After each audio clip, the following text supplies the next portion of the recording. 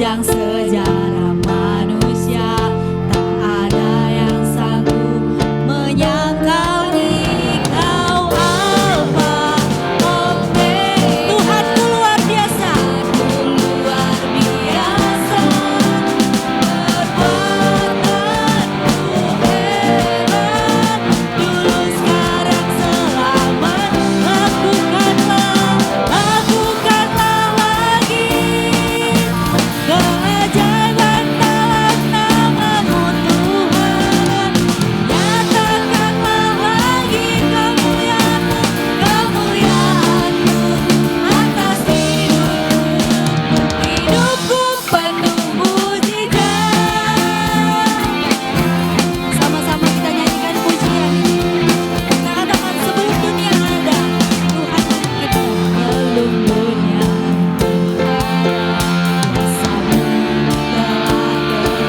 Sepanjang sejarah manusia ada yang sanggup menyangkali Kau Alfa Omega. Tuhanku luar biasa, perbuatanmu hebat, dulu sekarang selamat. Lakukanlah lagi keajaiban dalam nama-Mu Tuhan. Nyatakanlah lagi kemuliaan-Mu atas hidupku. Hidupku penuh mujizat. Tepuk tangan untuk kemuliaan nama Tuhan. Haleluya. Alfa Omega, Tuhanku luar biasa, luar biasa. Perbuatanmu hebat, dulu sekarang Kau Alfa Omega, Kau Alfa Omega. Tuhanku, Tuhanku luar biasa.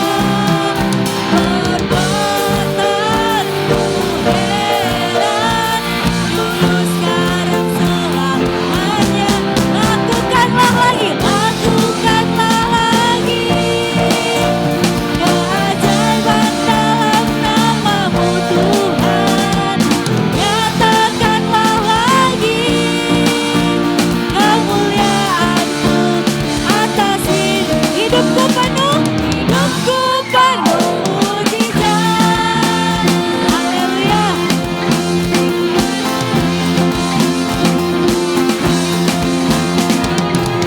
Haleluya. Berikan tepuk tangan untuk kemuliaan Tuhan. Haleluya Tuhan. Tuhan Kau hadir, kuasanya mengalir melawat setiap hati kita. Setiap hati Roh-Mu membebaskan Tuhan. Roh-Mu membebaskan, kuasa-Mu membangkitkan. Kebesaran-Mu dinyatakan, diselamatkan untuk menyembah,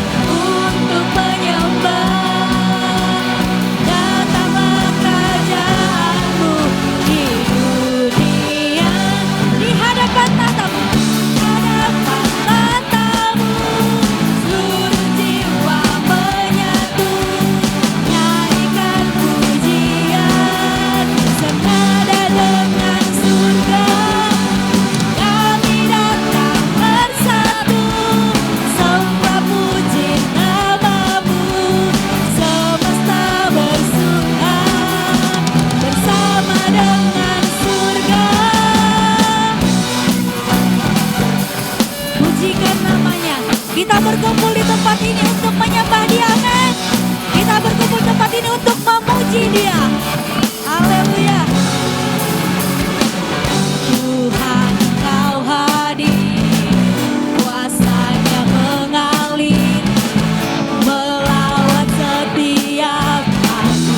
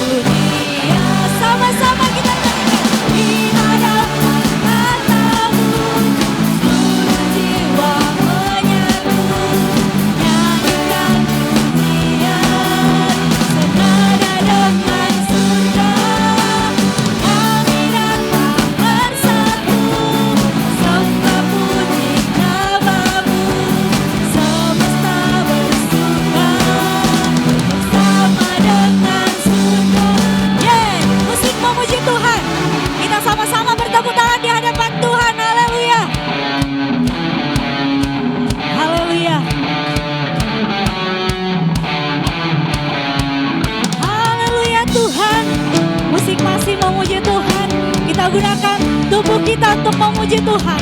Berikan tepuk tangan untuk kemuliaan-Nya. Haleluya. Kita berkumpul di tempat ini. Kita satukan hati kita. Kita datang berseru kepada Tuhan. Haleluya. Terima kasih Tuhan. Terima kasih Yesus.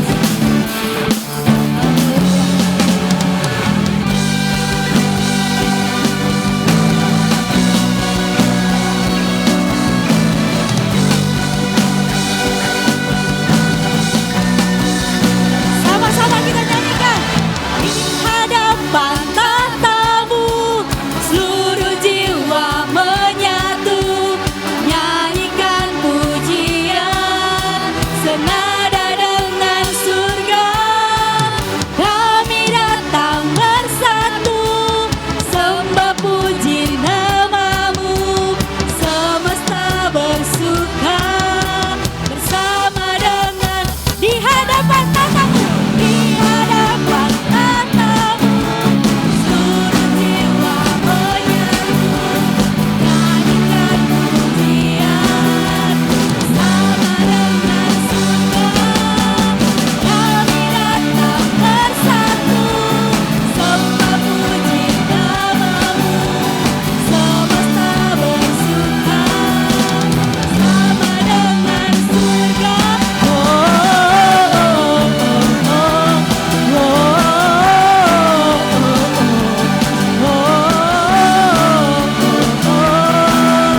Senada dengan surga.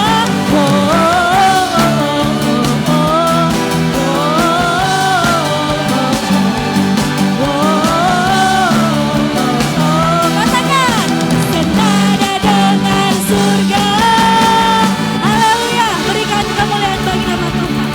Banyak yang Tuhan perbuat dalam hidup kita.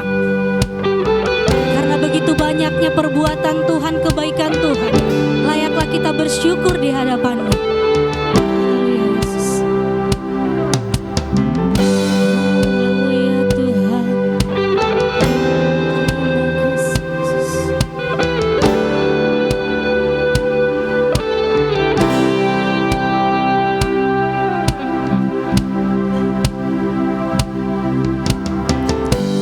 Banyak yang Kau perbuat di dalam hidupku,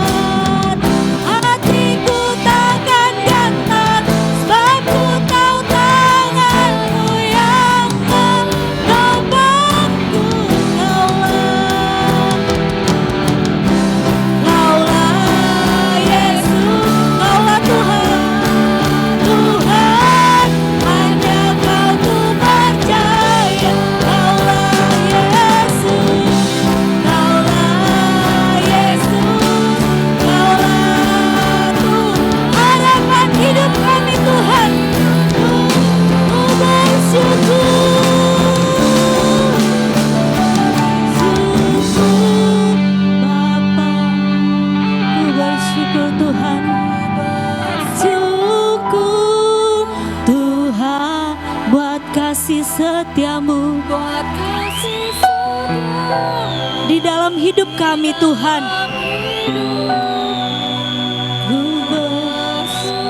Ku bersyukur, ku bersyukur Bapa, ku bersyukur Tuhan buat kasih setiamu di dalam hidupku. Ku bersyukur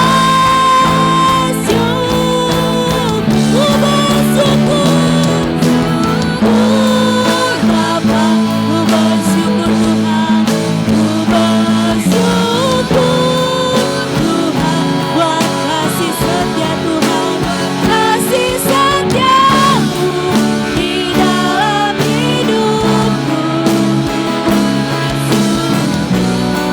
Ku bersyukur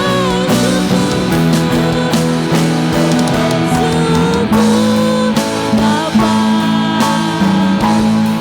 ku bersyukur Tuhan buat kasih setiamu, buat kasih setiamu di dalam hidupku. Ku bersyukur,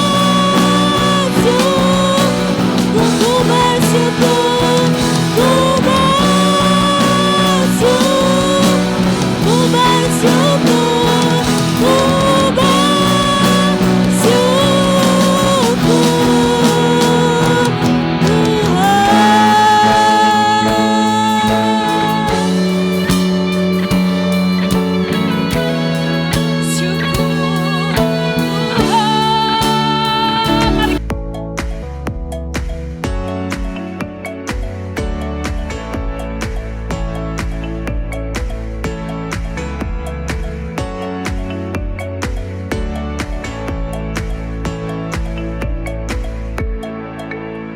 Terima kasih Tuhan, terima kasih Bapak. Kami sangat bersyukur Tuhan karena pada pagi hari ini Tuhan kami dapat hadir di dalam ibadah-Mu yang kudus.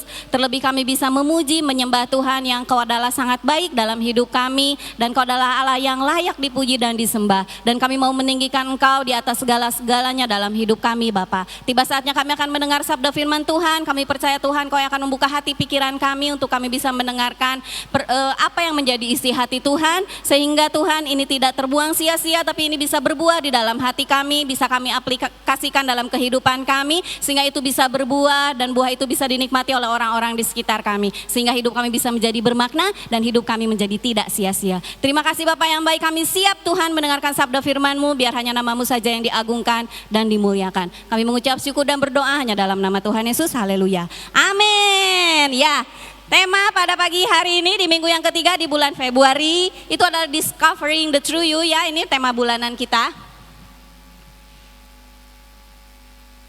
Ya, artinya menemukan diri Anda yang sebenarnya. Ada yang kehilangan diri? Ya, ini saatnya kita mencari diri kita ya. Di minggu yang ketiga ini kita akan berbicara mengenai building healthy self-esteem, atau dalam bahasa Indonesianya membangun harga diri yang sehat. Ya, kita semua kan di sini pasti punya hobi lah ya. Pasti masing-masing ada punya hobi nggak? Ada yang hobi nyanyi, ada yang hobi gambar, ada yang hobi baca novel, baca komik, ada yang hobi nonton drama Korea, nonton sampai streaming maraton gitu ya kan. Sampai meluangkan sebanyak-banyak waktunya tuh untuk nonton Korea. Ada yang hobinya belajar ya, habis sekolah lulus kuliah tetap belajar aja. Dia install aplikasi Duolingo, dia belajar bahasa Inggris, bahasa Eropa, bahasa apa gitu. Banyak lah macamnya. Ada yang hobi streaming, ngoleksi foto dari dulu sampai sekarang fotonya nggak ada yang dihapus. Jadi banyak lah yang ada punya hobi ya. Nah, hobi yang mau kita bicarakan di sini adalah hobi mengkoleksi. Siapa di sini yang punya koleksi? Paling nggak pada punya. Oh punya. Apa mengkoleksi Bu Nia? Foto apa atau apanya? Foto dan dramanya ya. Pecinta drakor sama Bu. Saingan nih Bu sama saya. Ya saya juga pecinta drakor ya. Saya juga mengkoleksi film-film drakor. Ya jadi kita pasti di sini minimal adalah yang mengkoleksi. Kalau ada yang disadari, ada yang tidak disadari dikumpulin. Kalau ibu-ibu itu Tupperware ya, koleksi Tupperware. Ada tetangga ngasih makanan disimpan, nggak dibalikin, disimpan ya kan.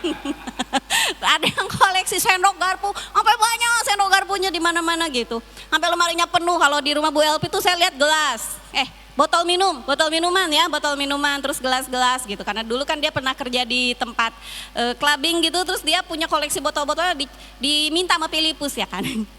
Terus ada juga yang mengkoleksi apa gitu lah ya. Saya juga mengkoleksi uang apa namanya? Uang luar negeri. Jadi kalau Pak Pir habis dari mana, mintalah. Kalau US dollar mintalah $1 gitu ya kan. Jadi dikumpulin uangnya gitu. Di antara kita kan minimal ada lah yang kita koleksi gitu ya kan. Tapi ada yang koleksinya tuh kelas berat gitu. Koleksi kelas berat tuh yang kayak mana sih? Ini dia, menurut siapa ini namanya ya? Nah ini dia, menurut Shirley M. Mueller MD, dia adalah seorang psikiater dan neuroscientist di Indiana University. Katanya 33-40% penduduk di Amerika Serikat tuh mengkoleksi sesuatu. Tapi mengkoleksi sesuatu itunya tuh nggak asal-asalan kayak kita mengkoleksi. Kalau kita mengkoleksi kan asal ada kumpulin gitu ya kan. Oh dapat kumpulin gitu. Nggak sampai berusaha beli gitu, nggak sampai berusaha biasanya ya. Kalau saya gitu ya, nggak tahu kalau Bapak Ibu ya. Tapi kalau di Amerika Serikat nggak hujan kok bocor. Di Amerika Serikat 33-40% itu mereka mengkoleksinya tuh sampai benar-benar apa ya, mengorbankan segala cara gitu untuk mendapatkan barang itu. Misal, ini ada yang mengkoleksi barang tua, mobil tua. Oh ini harganya jangan salah Bapak Ibu, ngeri kali ini harganya daripada mobil baru ya. Tapi banyak sekali di luar negeri sana yang mengkoleksi mobil-mobil tua yang mahal-mahal seperti ini. Udah gitu direstorasi supaya dia mobilnya jadi bagus kan. Gila tuh ginclong-ginclongnya kan. Terus ada yang mengkoleksi perangko, sampai ke luar negeri, sampai beli kesana kesini, sampai perangko yang langka pun dibeli dengan mahal gitu ya. Ada yang mengkoleksi koin-koin. Nah ini dia, ada yang tahu? Si Drake ini, penyanyi apa rapper ini? Dia punya jam tangan seharga $2 juta. Ngeri kali tuh. Coba kalau ada yang gabut kalikan 15.700 ya dolar ke rupiah Indonesia. Punya jam tangan senilai $2 juta dan mengalahkan selebriti lainnya. Sampai segininya loh, sampai beli jam tangan. Ini jam tangan emang mau dipakai apa gitu, sampai punya mahal kali beli jam tangan gitu ya kan. Ada lagi yang koleksi tas. Ada di sini yang koleksi tas branded. Gucci, Guess, apa gitu, Louis Vuitton. KW-nya Bu, aduh. Nggak dihitung lah KW-nya. Ada lah ibu-ibu di sini ya kan, udah punya tas, bulan depan tetap beli tas lagi sampai bingung mau ditaruh di mana itu tasnya. Tapi di sini saya lihat di YouTube ya, mana gambar yang mau saya tampilin ya, ternyata banyak sekali yang mengoleksi tas. Tasnya pun bukan tas ece-ece, tas yang mahal puluhan juta. Dikoleksi buat apa sih dalam batinku ya, buat apa gitu. Punya tas mahal-mahal kayak gini, the best to my 2023 luxury collection. Banyak kali gitu. Buat apa sih sebenarnya? Ngabisin duit aja ya kan. Nah ini juga ada orang yang meneliti juga, mungkin sama keponya gitu ya sama kita. Kenapa orang ini kok sampai segitunya lah mengoleksi barang, sampai harus beli, ngeluarin duit sampai segitunya gitu ya. Kenapa? Apa sih motivasinya?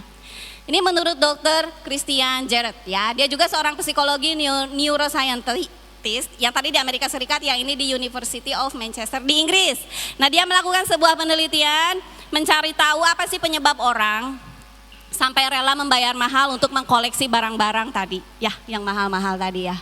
Kenapa orang-orang mengkoleksi sesuatu? Apa karena suka, penasaran, atau apa sih yang menjadi penyebabnya? Ternyata ini, karena mereka ingin mengungkapkan identitas diri serta harga diri mereka. Jadi setelah mereka membeli sesuatu, seperti kita lihat tadi, dipamerkan. Jadi mereka tuh pengen ngasih tahu, ini gue loh punya tas Gucci 20 juta. Ini gue loh jam tangan gue $2 juta. Nah, ya kan. Ini gue loh yang punya Lamborghini. Dan mereka harus memamerkan, supaya apa? Supaya ngasih tunjuk, ini loh gue. Inilah yang membuat orang-orang rela melakukan segala sesuatunya untuk mencari identitas diri. Supaya mereka tuh menunjukkan harga diri mereka yang super wow di depan semua orang gitu ya. Ini juga lebih gila lagi nih.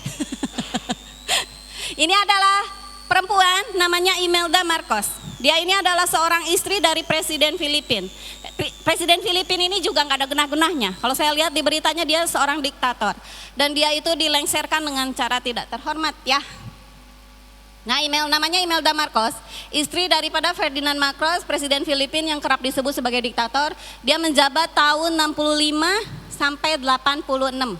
Belum lahir ya? Aku madah. Nah, apa keanehan dari Imelda Marcos ini? Dia mengoleksi 3.000 pasang sepatu. 3.000. Kalau nih mau ganti setiap hari ya, sepatu yang dipakai hari ini baru akan dipakai lagi 8 tahun kemudian. Saking banyaknya. Saya pun lihat di Google ya, Imelda Marcos sepatunya. Semuanya bertanya-tanya kemana sepatu Imelda Marcos, kemana gitu. 3.000 loh, ada yang rusak, udah rusak gitu. Jadi setiap hari itu dia dikirim 10 pasang. Ini kenapa cuma 3.000? Karena waktu itu presidennya dilengsarkan. Kalau misalnya masih terus memerintah, mungkin dia beli terus gitu ya kan. Jadi kira-kira buat apa? Sampai 3.000 loh. Masuk di akal gak sih?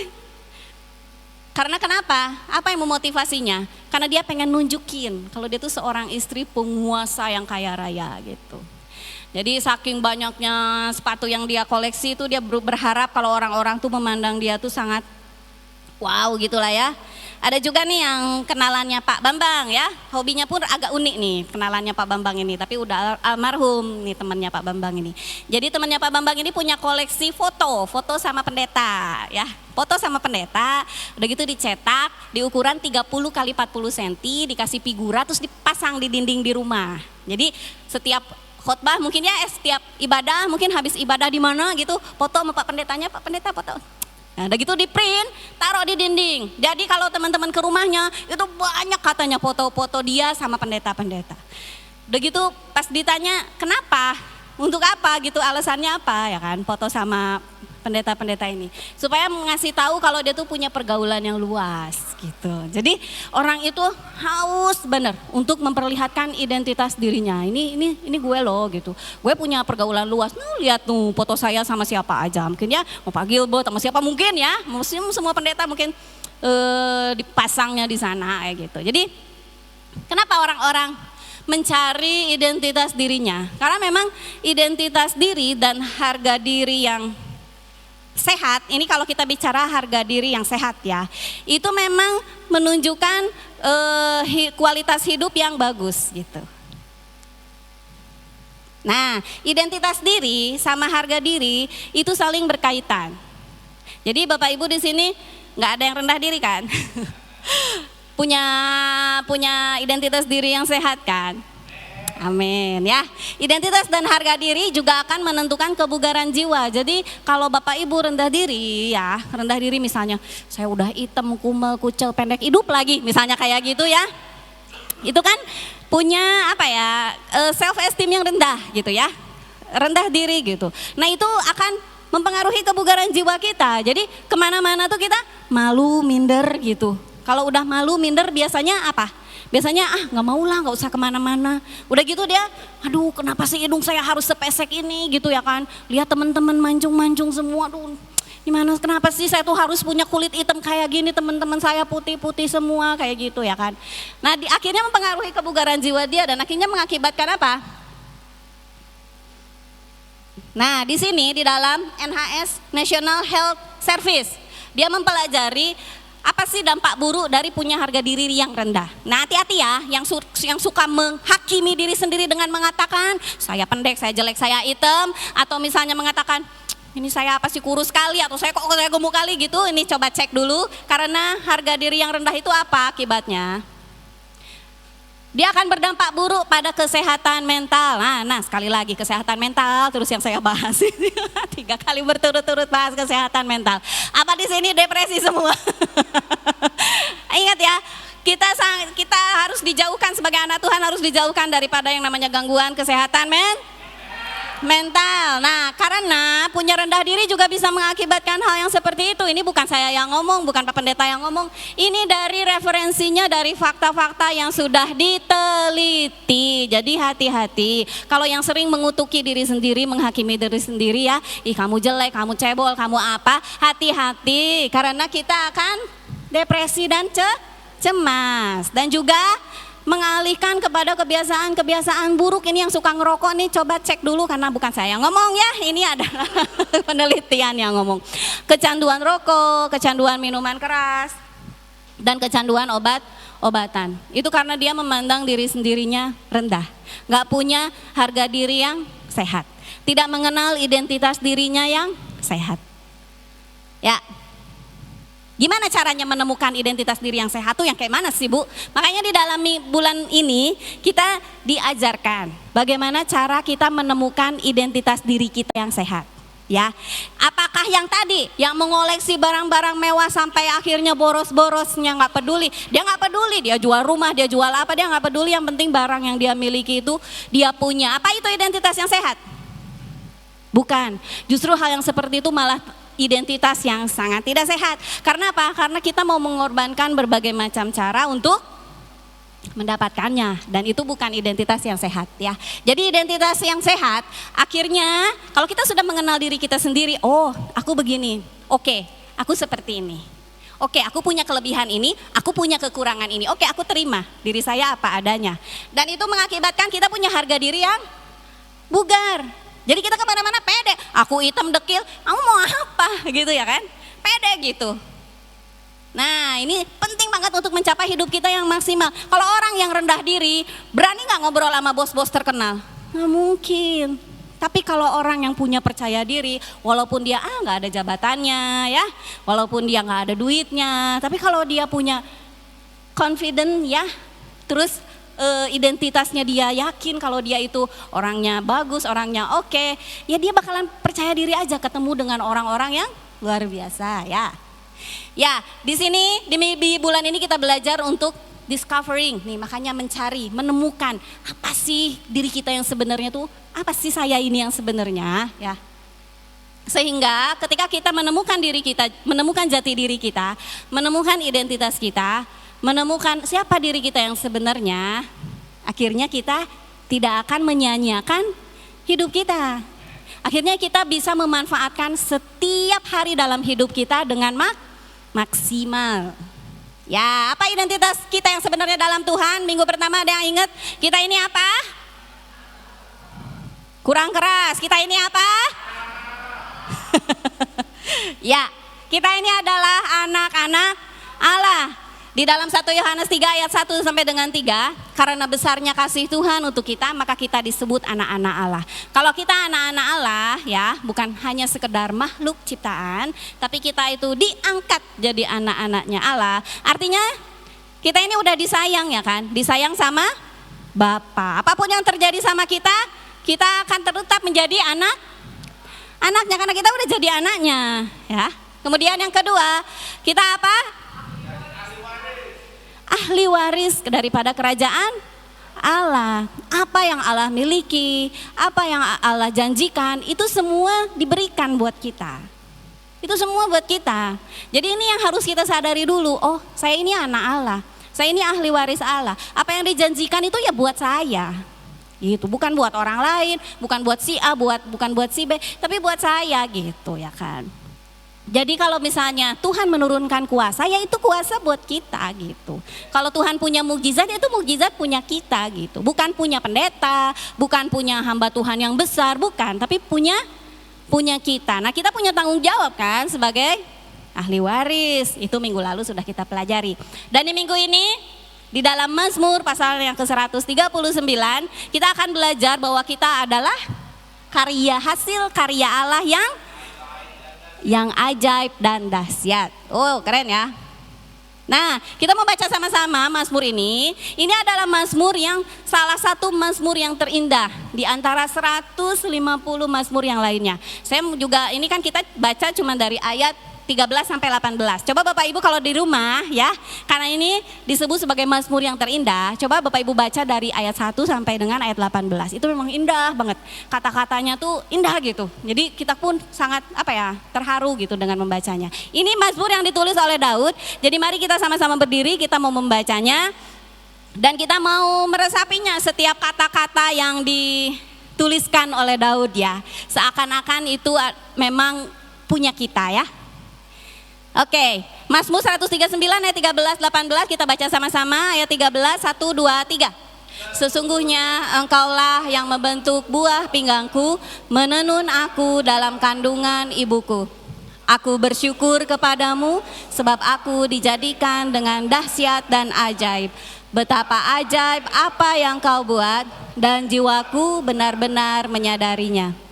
Tulang-tulangku tidak terlindung dari pandanganmu ketika aku dijadikan di tempat yang tersembunyi, ditenun di bagian-bagian bumi yang paling bawah. Matamu melihat selagi aku belum berbentuk, dan dalam kitabmu semua sudah tertulis, hari-hari yang sudah dibentuk sebelum ada satu hari pun. Betapa sulitnya bagiku pikiranmu ya Allah, betapa besar jumlahnya. Jika aku mau menghitungnya, itu lebih banyak daripada pasir. Ketika aku berhenti, ternyata aku masih bersama Engkau. Silakan duduk Bapak Ibu. Amin. Di sini Daud menceritakan bagaimana Tuhan menciptakan dirinya itu sangat dahsyat dan ajaib ya. Sangat luar biasa, dan kita mau belajar juga ini dari seorang komentari yang namanya Derek Kidner. Mazmur 139 adalah salah satu mazmur terindah di antara 150 mazmur yang dimuat dalam kitab Mazmur. Derek Kidner seorang pakar kitab Perjanjian Lama, juga penulis komentari menulis bahwa Mazmur 139 ini adalah salah satu puncak dari puisi dalam kitab Perjanjian Lama. Jadi ini sangat indah sekali Mazmur ini ya, yang barusan kita baca ini. Jadi di ayat yang pertama, Mazmur ini digubah oleh Daud. Di ayat yang kedua sampai 18, Daud mengutarakan tentang identitas serta harga diri yang sangat mulia yang nampak dalam karya Allah yang membentuk dirinya. Jadi menemukan identitas yang sehat, menemukan harga diri yang sehat, itu yang pertama yang harus kita lakukan adalah menyadari dulu bahwa kita ini adalah ciptaan Allah yang dahsyat dan ajaib. Ya, menerima diri sendiri. Oh, saya kekurangannya seperti ini. Oh, alis saya tebal. Oh, mata saya bulat. Oh, hidung saya memang mancung ke dalam. Oh, pipi saya memang bulat. Oh, bibir saya memang lebar. Oh, kuping saya memang kecil. Jadi terima diri dulu apa adanya. Kenapa kalau nggak bisa terima diri apa adanya? Nanti kalau melihat orang lain lebih mancung, lebih cantik, lebih putih, minder kerjaannya. Udah minder, cari ke Korea dokter oplas ya kan, akhirnya ngabisin duit, minjem dulu, ngutang dulu ya, pinjol untuk operasi, buat apa gitu, akhirnya hidupnya nggak maksimal, dihabisin duit buat nyakitin diri sendiri. Saya kemarin pulang dari bandara ya, di sebelah saya ada yang hidungnya diperban, itu habis kecelakaan atau habis operasi plastik, jadi gitu kan batin saya ya kan, soalnya dia kesakitan kali, orang waktu itu ada si Ridwan sih, orang dia makan kagak bisa loh Bapak Ibu, sakit gitu loh hidungnya itu diperban. Tapi dalam hati saya yakin ini pasti operasi plastik ini gitu ya kan, soalnya bajunya keren, kayak orang kaya gitu lah ya, pasti kan nggak mungkin lah kecelakaan hidung ya kan, jadi kayaknya ini oplas nih, tapi kok mau-maunya gitu loh dia, sampai sakit-sakitan seperti itu gitu, mukanya merah bengkak-bengkak loh, aduh ya ampun. Nah itu mah gak sehat ya. Jadi cara satu dulu, terima diri kita dulu apa adanya ya. Terima diri kita, terima keberadaan diri kita. Karena keberadaan diri kita itu yang seperti yang diutarakan oleh Daud, itu dahsyat sama ajaib. Ya di ayat 14 sampai Daud bilang berkata seperti ini ya. Aku bersyukur kepadamu sebab aku dijadikan dengan dahsyat dan ajaib gitu. Ajaib apa yang kau buat. Jadi Daud ini mensyukuri dengan keberadaan dirinya. Kalau kita nggak ngerti ya Daud itu seperti apa kan. Tapi yang kita tahu tuh dia pendek terus mukanya kemerah-merahan kan kalau ada di dalam fisiknya gitu ya. Nah tapi dia sangat mensyukuri dengan keberadaan dirinya gitu. Sampai dia bisa berkata seperti ini. Dia menunjukkan kalau dia mengenal dengan baik identitas dan dia bisa menerima dirinya. Dan itulah baru identitas dan harga diri yang sehat. Jadi bukan karena barang yang Bapak Ibu punya, saya ingetin ya. Boleh sok teman-teman mau pamer apapun. Aku punya motor ninja, nah, bolehlah silakan. Nah, tapi itu tidak menunjukkan identitas Bapak Ibu ya. Itu hanyalah alat transportasi yang menolong kita, membawa kita kemana-mana. Identitas Bapak Ibu yang sehat adalah ketika Bapak Ibu bisa menerima diri Bapak Ibu apa adanya. Nah, kenapa Daud bilang keberadaan kita ini dahsyat dan ajaib? Kenapa? Gitu kan? Apa penyebabnya? Karena yang pertama, Tuhan membentuk kita itu secara unik. Nih, ada yang hitam, putih, sipit, ya. Unik kan? Beda-beda, nggak ada yang sama. Ada yang sama nggak di sini? Jangan di sana, jangan digambar. Nah, di kita lah, ada yang sama nggak? Beda kan? Atau misalnya ada Ani di Indonesia yang begini, sama ada Ani juga di Amerika yang begini, ada nggak? Terus dari awal penciptaan sampai nanti kiamat, ada Ani yang nggak ada Ani lagi nggak? Hah? Satu. Yang lahir tahun 83 sampai strip nggak tahu ya kan? Cuma satu-satunya loh. Itu artinya kita tuh unik. Nah, karena di ayat 13 Daud berkata, sesungguhnya engkau yang membentuk buah pinggangku, menenun aku dalam kandungan ibuku. Kalau dalam bahasa Inggris, dia diterjemahkan sebagai kidney. Kalau kidney itu buah pinggang tuh kidney. Jadi ginjal kan emang ada di pinggang ya. Nah, Daud sampai berbicara sampai ke organ-organ tubuh gitu. Jadi maksudnya Tuhan itu menciptakan organ tubuh kita itu dibentuk waktu masih di dalam kandungan. Dan dia memakai kata-kata menenun ya. Karena kalau zaman Daud 3000 tahun yang lampau nih, kayaknya belum ada lah pabrik baju ya. Kayak jadi orang-orang tuh bikin kain tuh ditenun manual ya kan. Nah kalau misalnya sekarang kan tinggal dijahit aja, mesin jahit kayak gitu kan. Nah sama halnya kalau ditenun buatan tangan tuh kayak batik ya. Kalau kayak kain ada batik kan dua macam nih. Ada batik yang ditulis manual sama tangan, dilukis sama pembatik. Ada juga batik yang dicap. Yang dicap tau kan? Kayak stempel gede gitu. Jedak gitu polanya, udah gitu kain kosong lagi jedak, itu cap. Ada juga yang di print.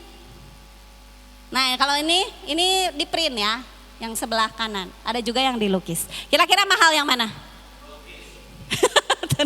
Ya, yang dilukis. Yang dilukis sama tangan, kenapa? Rumit. Terus?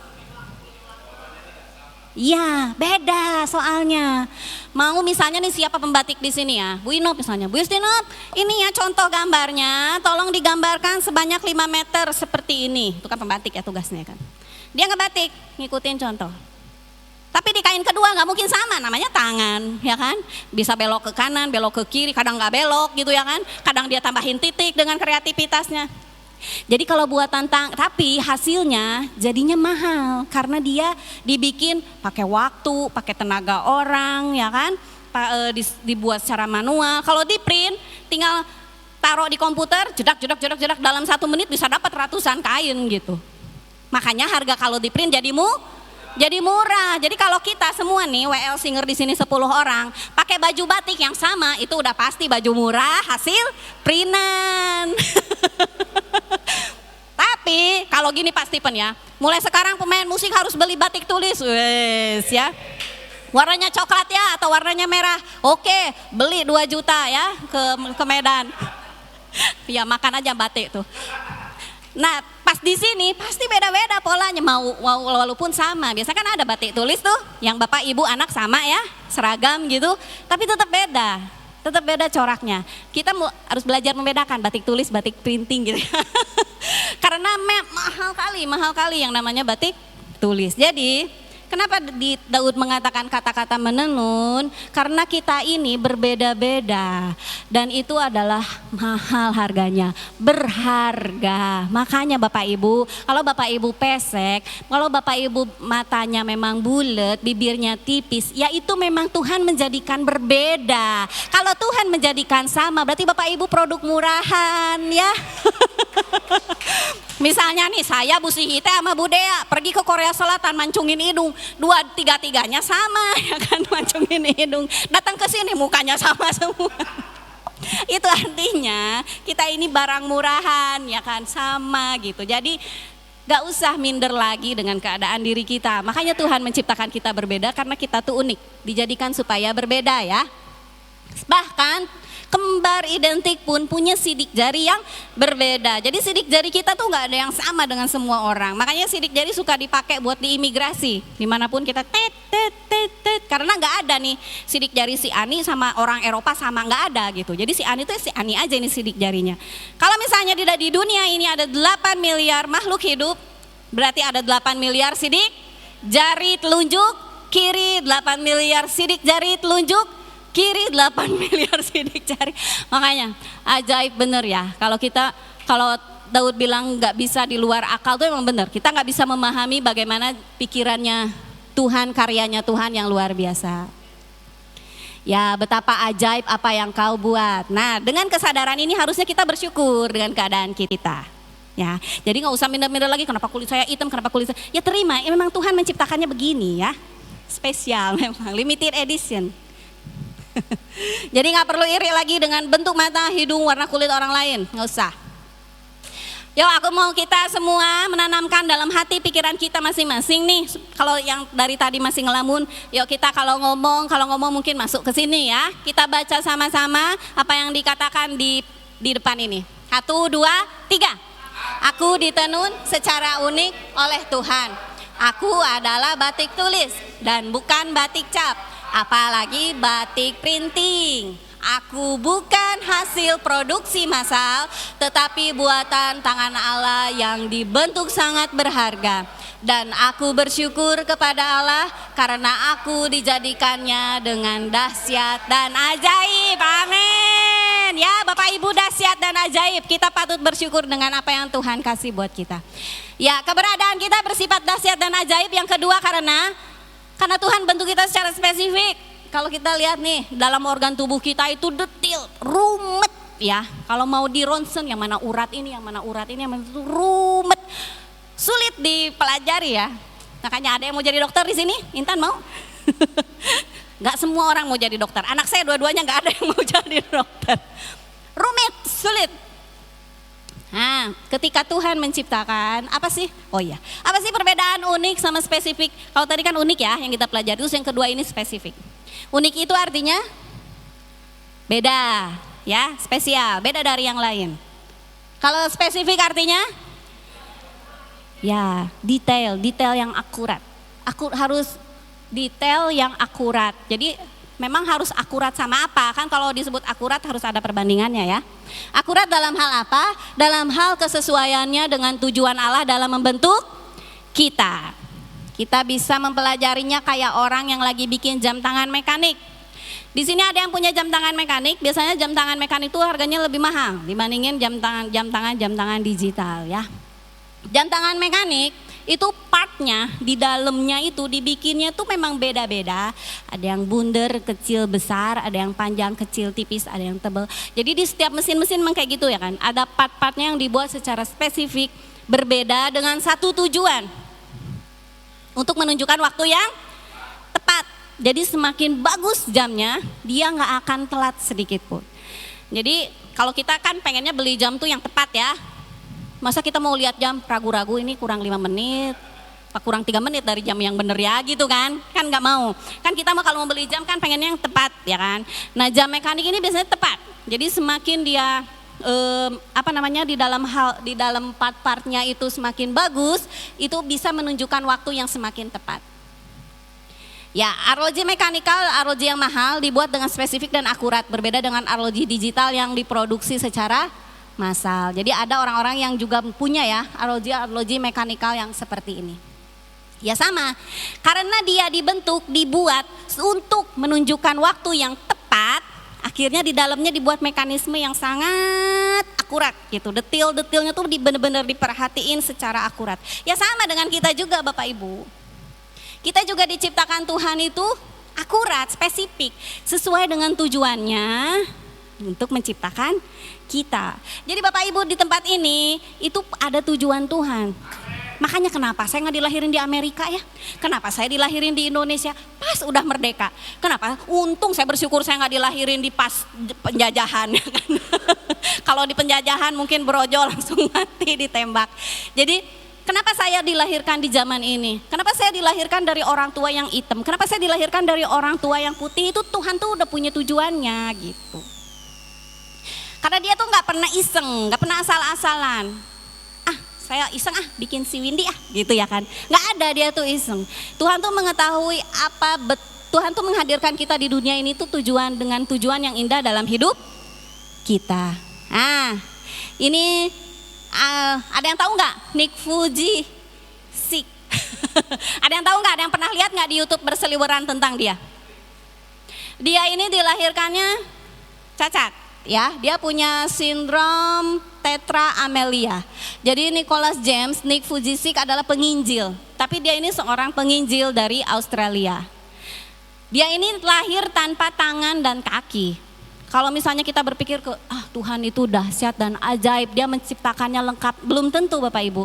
Kita bersyukur kita di tempat ini lengkap semua, amin. Haleluya ya, gak ada yang cacat. Lengkap kan? Lengkap. Tapi banyak orang di luar sana yang dilahirkan dengan tidak sempurna. Tapi Tuhan tetap punya tujuannya. Kalau misalnya orang yang cacat ini aja Tuhan jadikan dia seorang penginjil, berarti kan Tuhan punya tujuannya kenapa dia dilahirkan seperti itu. Apalagi kita yang lengkap gitu ya kan. Nah, dia adalah seorang motivator dunia. Bukan motivator di Inggris, bukan motivator di Australia doang, tapi motivator di seluruh dunia. Dan ketika umurnya masih 17 loh Bapak Ibu. Masih 17, kalau 17 mah tuh saya lagi depresi-depresinya, gak punya tangan, gak punya kaki ya kan. Tapi ini umur 17 sudah jadi motivator. Dia mulai jadi pembicara dalam kelompok doa dan membuat organisasi nirlaba yang bernama Life Without Limbs. Dia dilahirkan tahun 82, beda setahun aja sama saya ya. Tapi hidupnya udah sangat luar biasa. Ya, kita mau lihat kayak gimana sih dia.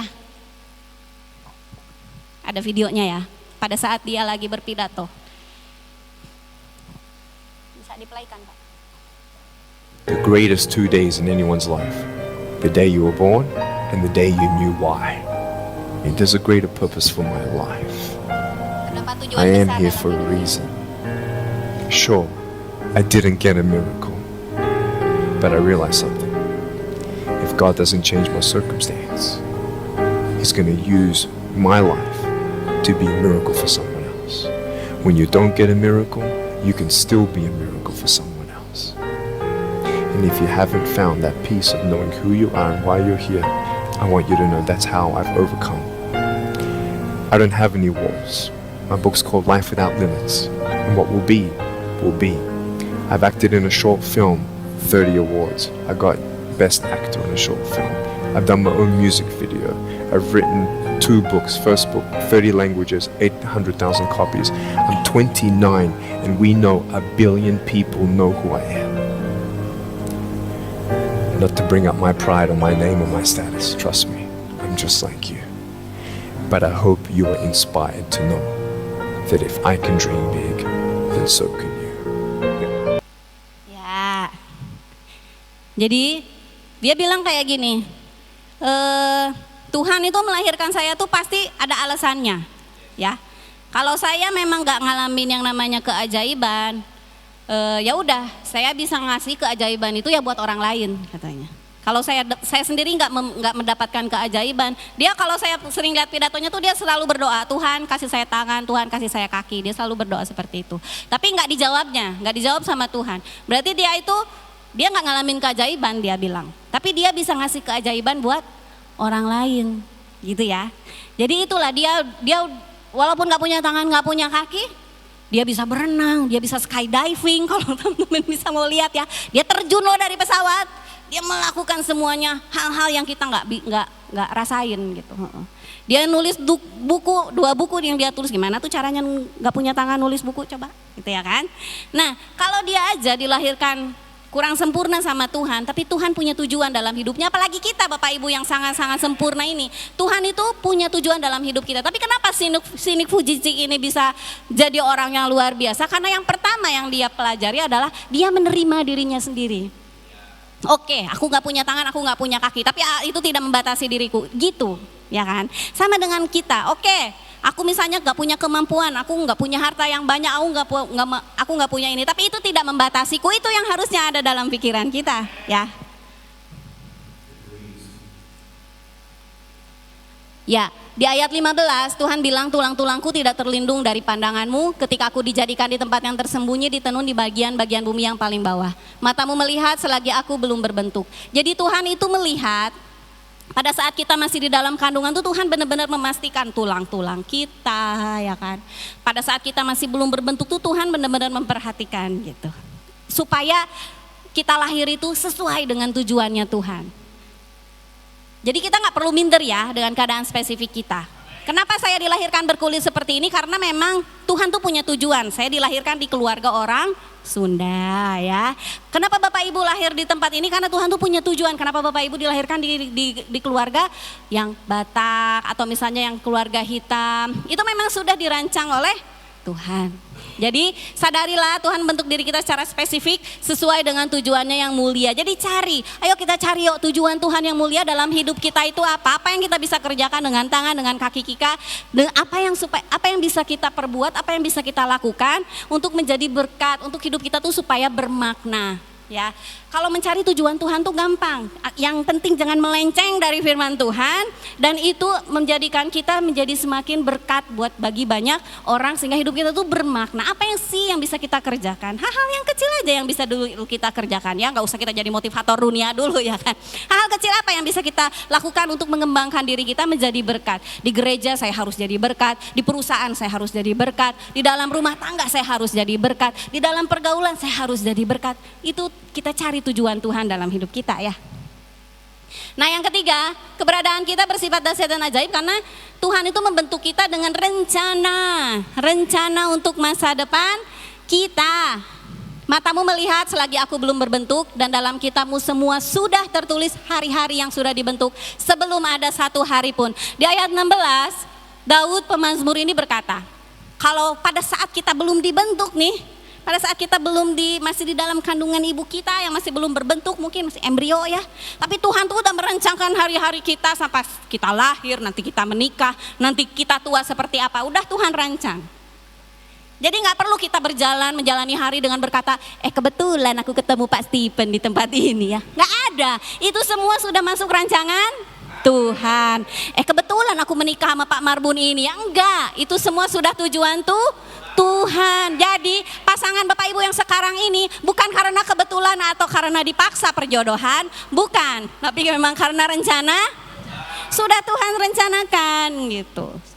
Sudah Tuhan planning ya. Jadi gak ada yang kebetulan. Kenapa kita berada di tempat ini tuh gak ada yang kebetulan. Tuhan memiliki maksud. Tuhan tahu buat apa dia menghadirkan kita di dunia ini pada zaman ini tuh Tuhan tahu betul.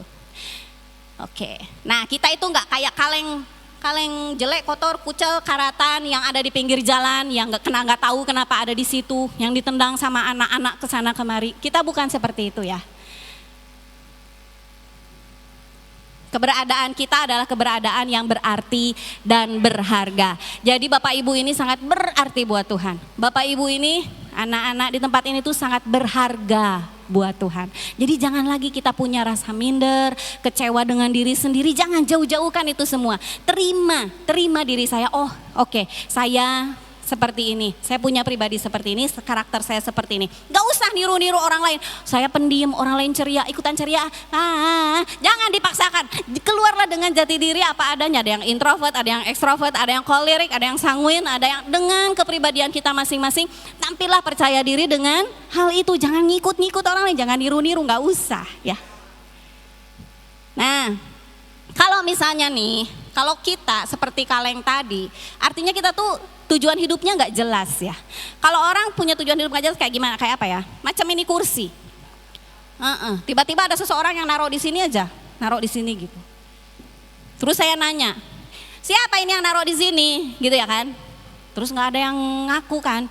Siapa nggak tahu Bu itu siapa yang naruh di situ. Buat apa ada kursi di sini? Apa peragaan? Apa buat duduk? Kalau pegel buat apa? Nggak ada yang tahu kan. Kalau misalnya nggak ada yang tahu, udahlah singkirin aja ya, nggak usah ada di sini. Ngehalangin tuh saya nggak bisa begini, misalnya kayak gitu. Kan jadinya disingkirkan kan. Nah, sama halnya dengan manusia kita semua. Kalau misalnya nih kita nggak tahu tujuan hidup kita, nggak jelas tujuan hidup kita, ya macam itu kursi. Nggak ada gunanya, nggak ada maknanya dan akhirnya disingkirkan orang ya. Tapi kabar baik buat kita, Kalau rancangan Tuhan dalam hidup kita itu nggak seperti itu. Karena Tuhan itu menciptakan kita tuh ada tujuannya. Kita tuh lagi ngikutin rencananya Tuhan yang indah dalam hidup kita. Karena di ayat 17 dan di ayat 18, pemazmur bilang gini, betapa sulitnya bagiku pikiranmu ya Allah, betapa besar jumlahnya. Jika aku mau menghitungnya itu lebih banyak daripada pasir. Ketika aku berhenti ternyata aku masih bersama Engkau. Tuh ya. Jadi memang nggak bisa di luar akal pikiran kita. Nanti masa depan kita pikirkan ini seperti apa masa depan saya ya, Tuhan rancangkan. Itu nggak bisa, nggak terselami gitu. Saya kenapa ada di tebing pun saya nggak ngerti kenapa gitu kan. Saya tiba-tiba jadi berkhotbah di tempat ini pun saya nggak ngerti kenapa gitu ya kan. Jadi semua itu sudah ngikutin rencana dan rancangan Tuhan yang mulia dalam hidup kita. Dan akhirnya menjadikan hidup kita bermakna dan berbahagia ya. Berharga. Ya, kita berharga karena kita adalah karya Allah yang dahsyat dan ajaib. Ingat ya, kita adalah karya Allah yang dahsyat dan ajaib. Ingat itu, pikirkan dalam diri, pikirkan dalam hati, saya adalah ciptaan Allah yang dahsyat dan ajaib. Jadi nanti kalau lagi diangkut ada duduk sama orang, kamu lagi duduk sama orang yang dahsyat dan ajaib, gitu ya. Jadi kalau lagi ketemu sama masuk ruangan yang orangnya asing semua, kamu lagi melihat ciptaan Tuhan yang dahsyat dan ajaib gitu ya. Bukan berarti saya ngajarin kita semua sombong, bukan. Tapi kita belajar untuk mensyukuri, terima keberadaan diri kita ini yang apa adanya yang Tuhan ciptakan ya. Dengan tujuannya yang dahsyat. Ya, di sini ada seorang aktor dari Inggris namanya Peter Sellers. Nah, dia adalah seorang aktor bintang film dari Inggris. Kalau dia ditanya, kamu Peter Sellers? Nggak hari ini katanya. Jadi dia nggak tahu loh identitas diri dia tuh kabur. Kenapa? Karena dia itu kan banyak sekali peran yang dia bintangin. Dan dia itu sangat menghayati. Jadi kalau dia pada saat itu lagi main Pink Panther ya dia itu karakternya jadi Pink Panther itu sepanjang episode itu. Jadi dia jadi pecicilan gitu Pink Panther kan yang lucu-lucu itu kan. Nah dia jadi lupa dengan karakter dia diri sendiri, identitas diri sendiri tuh dia lupa. Nah enggak ya, berbeda dengan kita. No, identitas kita itu sudah jelas. Siapa kita? Anak-anak Allah yang dikasihi. Siapa kita? Ahli waris kerajaan Allah. Siapa kita? Karya Allah yang ajaib. Yes. Tuhan memberkati. Saya undang pemain musik untuk maju ke depan. Mari kita bersyukur atas segala kebaikan Tuhan dalam hidup kita. Kita percaya bahwa Tuhan menjadikan hidup kita itu dahsyat dan ajaib. Kita mau mengingat bahwa hidup kita ini adalah sangat berharga di mata Tuhan. Jadi tidak ada lagi hidup yang sia-sia. Tidak ada lagi hidup yang kita katakan hidup saya mengecewakan. Tidak. Tapi hidup kita itu sudah dirancang sedemikian rupa sesuai dengan tujuan Allah yang mulia. Mari kita bersyukur untuk itu semua dan kita menyongsong masa depan yang indah bersama dengan Tuhan. Mari kita sama-sama katakan betapa ajaib. Betapa ajaib dan dahsyatnya Tuhan kejadianku. Bapak Ibu, kami undang untuk bangkit berdiri.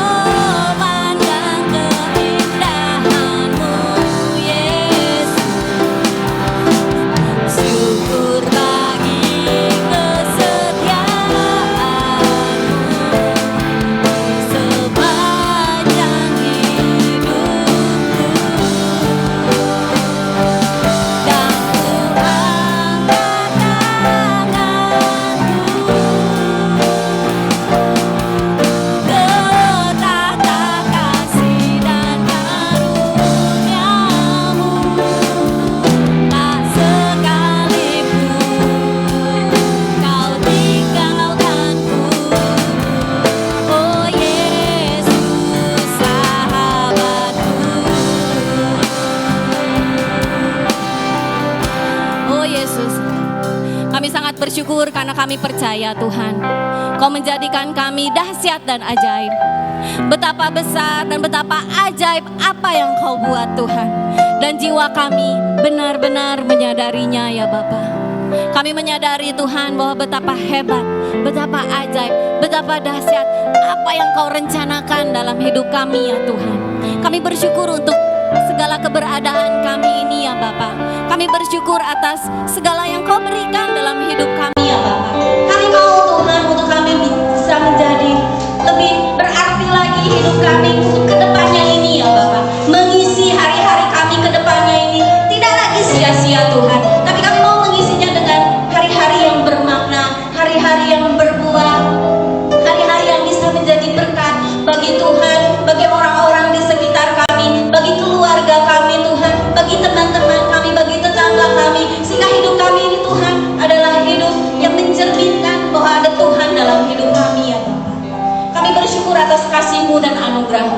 Kau yang mengorbankan diri-Mu di kayu salib bagi kami untuk memulihkan hubungan kami dengan-Mu, menjadikan kami sebagai anak-anak-Mu yang senantiasa bisa datang kepadamu ya Bapa, yang senantiasa bisa mencari pertolongan yang daripada-Mu Tuhan, karena Kau adalah Bapa kami, Kau adalah orang tua kami, Kau adalah sahabat kami, Kau adalah satu-satunya penolong dan penopang dalam hidup kami. Hidup kami ini berharga di mata-Mu, kami adalah biji mata-Mu. Hidup kami ini adalah hidup yang sangat Tuhan, yang sangat Kau kagumi. Maka kami mau menyerahkan hidup kami bagi kemuliaan-Mu, menyenangkan hati-Mu ya Bapa. Terima kasih Tuhan yang baik. Kami selesai mendengar, kami percaya Roh Kudus-Mu akan terus mengingatkan kami bahwa betapa berharganya kami di mata-Mu ya Bapa. Itulah identitas kami, itulah harga diri kami Tuhan yang sehat, bahwa kami adalah anak-anak Tuhan, ahli waris-Mu dan ciptaan